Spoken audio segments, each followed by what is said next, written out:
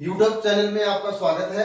10th class के हम topic देख रहे थे, जिसके अंदर हमारे 4 वीडियो हो चुके हैं। ये 5वां वीडियो है और इसको लास्ट तक देखना, और यदि लाइक अच्छा लगे तो लाइक करना, शेयर करना। देखिए आगे अगला टॉपिक, बेल्जियम की जातीय संरचना या बनावट, बेल्जियम में जातीय संघर्ष। तो सबसे पहले तो देखो कि बेल्जियम है वो यूरोप का एक देश है। यूरोप का एक देश है। ये किस देश के बराबर है? Haryana.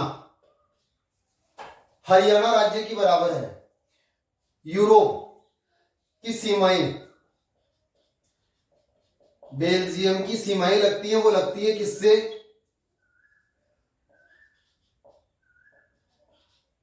France, Germany, France, Germany, Netherlands,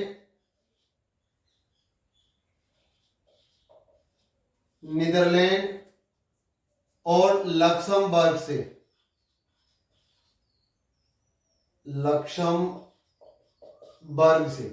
Luxembourg से इसकी बेल्जियम की सीमाएं लगती है फ्रांस, जर्मनी, नीदरलैंड और लक्समबर्ग से। बेल्जियम के अंदर, बेल्जियम में 59% लोग फ्लेमिश इलाके में रहते हैं और डच भाषा बोलते हैं। कौन सी भाषा बोलते हैं? डच भाषा। इसमें से 40% लोग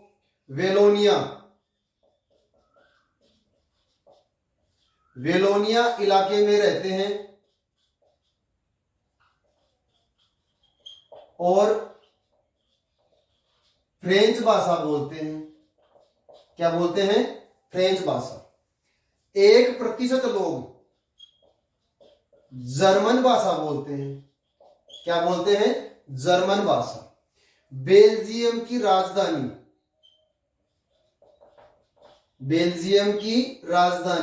ब्रुसेल्स। कौन सी है? ब्रुसेल्स। और ये जो ब्रुसेल्स है, ये यूरोपीय संघ का मुख्यालय। क्या है? यूरोपीय संघ का मुख्यालय। यहां से क्वेश्चन पूछता है यूरोपीय संघ का मुख्यालय कहां है? ब्रुसेल्स में। यूरोपीय संघ की स्थापना 1992 में हुई थी। यूरोप के देश आपस में मिलकर इस यूरोपीय संघ की स्थापना की थी। तो ये यूरोपीय संघ है, इसका मुख्यालय कहां है? ब्रुसेल्स में। और बेल्जियम की राजधानी कौन सी है? ब्रुसेल्स। अब ब्रुसेल्स की, ये भी इसी में आएगा जातीय बनावट में। तो ब्रुसेल्स के अंदर क्या है कि 80% लोग 80% लोग कौन सी भाषा बोलते हैं? फ्रेंच भाषा। और 20% लोग डच भाषा बोलते हैं। 20% लोग कौन सी भाषा बोलते हैं? डच भाषा बोलते हैं। अब यहां पर क्या है कि ये जो फ्रेंच लोग हैं, ये फ्रेंच लोग संख्या में कम है।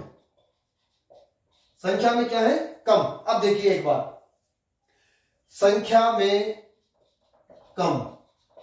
देखो क्वेश्चन पूछेगा, वो पूछेगा बेल्जियम की जातीय बनावट। बेल्जियम की जातीय बनावट देखो, बेल्जियम में 59% लोग फ्लेमिश इलाके में रहते हैं और डच भाषा बोलते हैं। 40% लोग वेलोनिया क्षेत्र में रहते हैं और फ्रेंच भाषा बोलते हैं। 1% लोग जर्मन भाषा बोलते हैं। बेल्जियम की राजधानी ब्रुसेल्स, जहां क्या है? यूरोपीय संघ का मुख्यालय।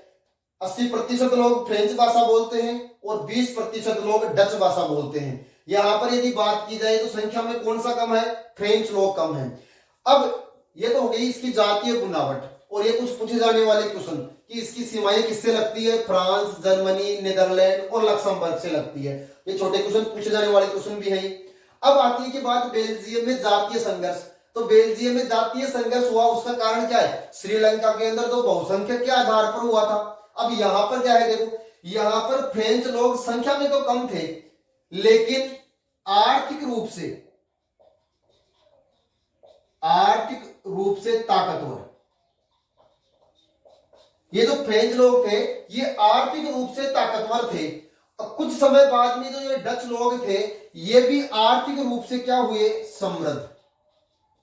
क्या हुए, आर्थिक रूप से समृद्ध हुए।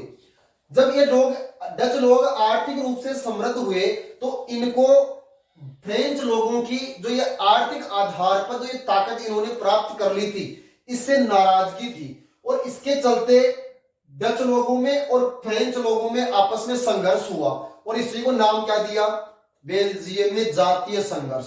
समझ में आ गया होगा मेरे ख्याल से, दोबारा देख लो। बेल्जियम के अंदर फ्रेंच लोग संख्या में तो कम है लेकिन ये आर्थिक रूप से समृद्ध और ताकतवर थे।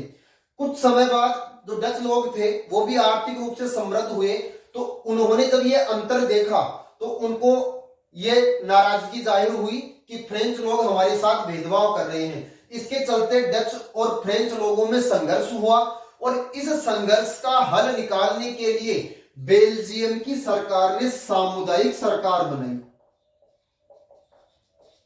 कौन सी सरकार बनाई, सामुदायिक सरकार, तीसरे स्तर की सरकार,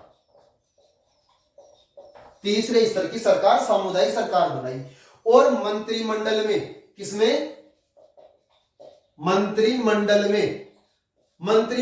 में डच और फ्रेंच दोनों को समान अधिकार दे दिया।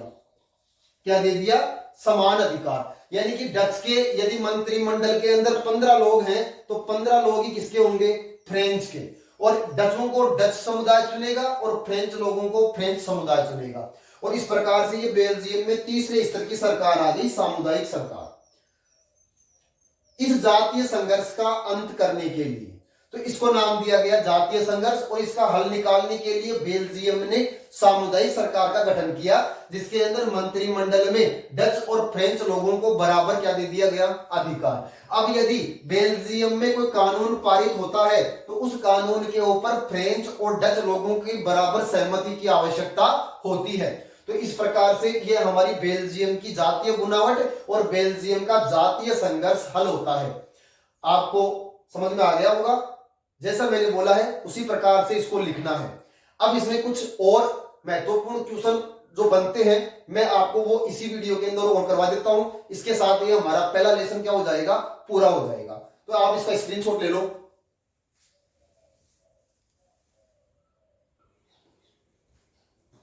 देखिए कुछ महत्वपूर्ण क्वेश्चन। भारत में संपूर्ण देश की सरकार को क्या कहते हैं, संपूर्ण देश की सरकार, केंद्र सरकार। क्या कहते हैं, केंद्र सरकार, केंद्र सरकार। ये कुछ महत्वपूर्ण क्वेश्चन है, इनको याद कर लेना, इनसे लगभग इनसे बात क्वेश्चन नहीं आएंगे। आगे देखिए, शासन के विभिन्न अंगों के बीच सत्ता का बंटवारा कहलाता है। सत्ता के साझेदारी के हमने 4 प्रकार पढ़े थे, उसमें से एक है विभिन्न अंगों के बीच, यानी कि सत्ता का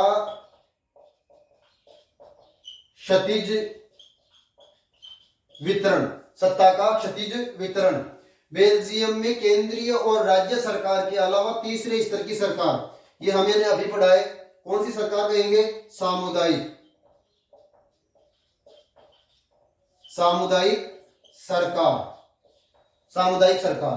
फिर देखिए बेल्जियम में वर्तमान में कौन सी शासन प्रणाली है, शक्तियों का विभाजन है, केंद्र सरकार, राज्य सरकार और सामुदायिक सरकार। तो कौन सी आ जाएगी, संघात्मक, संघात्मक शासन व्यवस्था। फिर देखो साझी संस्कृति पर आधारित, साझी संस्कृति पर आधारित सामाजिक विभाजन को क्या कहते हैं, सामाजिक विभाजन को कहते हैं एथनिक,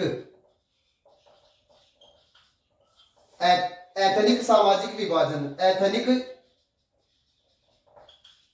सामाजिक विभाजन, विभाजन। देखिए भारत देश में संपूर्ण देश की सरकार को केंद्र सरकार, शासन के विभिन्न अंगों के बीच सत्ता का बंटवारा, क्षितिज वितरण और अलग अलग स्तरों पर ऊर्ध्वाधर वितरण। बेल्जियम में केंद्रीय और राज्य सरकार के अलावा तीसरे स्तर की सरकार, सामुदायिक सरकार। बेल्जियम में वर्तमान में कौन सी शासन व्यवस्था है, संघात्मक शासन व्यवस्था। साझी संस्कृति पर आधारित सामाजिक विभाजन को क्या कहते हैं, एथनिक सामाजिक विभाजन, एथनिक सामाजिक विभाजन। ये कुछ महत्वपूर्ण क्वेश्चन है, कुछ क्वेश्चन मैंने आपको टॉपिकों के अंदर बता दिए थे, जैसे बेल्जियम की राजधानी ब्रुसेल्स, यूरोपीय संघ का मुख्यालय ब्रुसेल्स, लोकतंत्र श्रीलंका स्वतंत्र कब हुआ 1948 में, सिंहली भाषा को राजभाषा घोषित कब किया गया 1956 में। ऐसे जो टॉपिकों के अंदर क्वेश्चन मैंने बताए हैं, इनके साथ में वो और क्वेश्चन याद कर लेना, ये आपके 1 नंबर वाले क्वेश्चनों के अंदर आ जाएंगे। 1-2 क्वेश्चन और रह गए, मैं आपको वो करवा देता हूं, इसका एक स्क्रीनशॉट ले लो।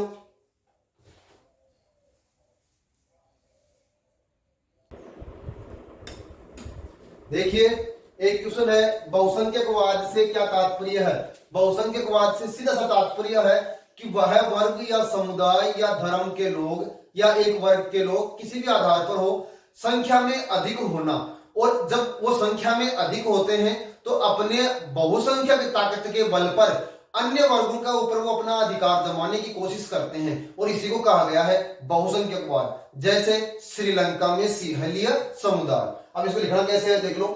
बहुसंख्यकवाद से आशय है कि जो समूह या वर्ग संख्या में अधिक होते हैं तो उन्हें देश या राष्ट्र में मनचाहे ढंग से शासन करने का अधिकार मिल जाता है। संख्या में अधिक होने पर वो अपनी संख्या के अधिक के दम पर शासन शक्तियों को अपने हाथ में ले लेते हैं।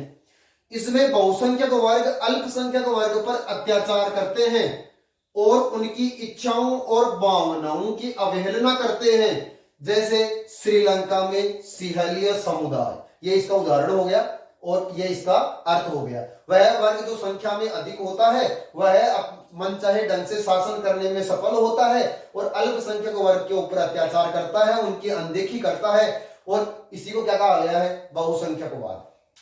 अब हमने जो श्रीलंका का जातीय संरचना पढ़े थे उसके अंदर एक टॉपिक हमारा रह गया था कि तमिल समुदाय 2 भागों में बटा हुआ है।